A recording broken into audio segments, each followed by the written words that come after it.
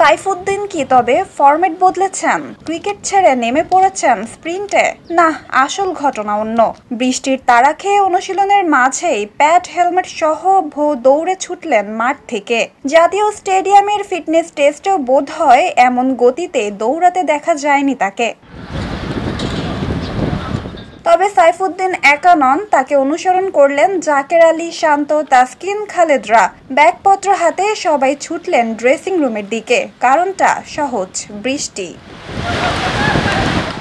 সিলেট মানেই বৃষ্টির শহর। দুপুর থেকে টিপটপ করে থেমে থেমে বৃষ্টি পড়ছিল।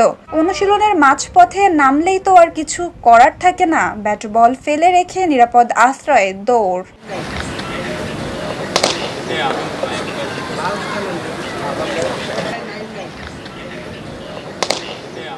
এশিয়া কাপ আর নেদারল্যান্ডস সিরিজ সামনে রেখে বাংলাদেশ দল জমজমাট প্রস্তুতি নিচ্ছে সিলেটে। আজ নেটে সবচেয়ে মনোযোগ দিয়ে ব্যাট করেছেন নাজমুল হোসেন শান্ত। শর্টার ফরম্যাটে পারফরম্যান্স অনেকদিন ধরেই তার গড়পড়তা। তবুও লড়াই থামাননি শান্ত। সহকারী কোচ সালাউদ্দিনের সাথে বড় শট খেলায় মনোযোগ দেন তিনি।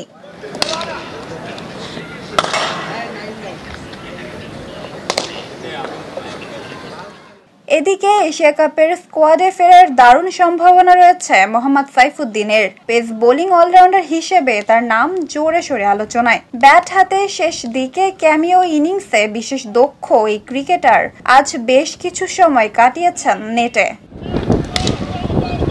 অন্যদিকে পেস বোলারদের নিয়ে কাজ করেছেন শন টেইট। তাসকিন আহমেদ, শরীফুল ইসলাম, খালেদ আহমেদরা করেছেন উইকেট নিশানা করে বোলিং অনুশীলন।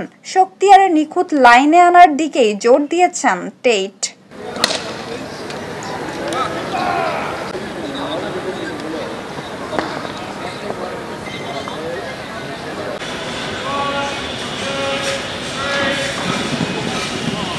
ওয়ালটন এখন দেশের সীমানা পেরিয়ে পৌঁছে গিয়েছে 50টিরও বেশি দেশে।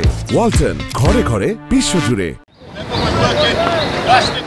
মাঝে হঠাৎ করে বৃষ্টি অনুশীলন ভেস্তে দিলেও সিলেটের আকাশে দমে যাননি লাল সবুজের ক্রিকেটাররা। এশিয়া কাপ আর নেদারল্যান্ডস সিরিজ সামনে রেখে প্রস্তুতির ঘাটতি রাখার কোনো সুযোগ নেই। বৃষ্টির ফাঁকেও তাই তারা চালিয়ে গেছেন তাদের পরিশ্রম। নাজিফা তাসনিম, ক্রিকেট 97।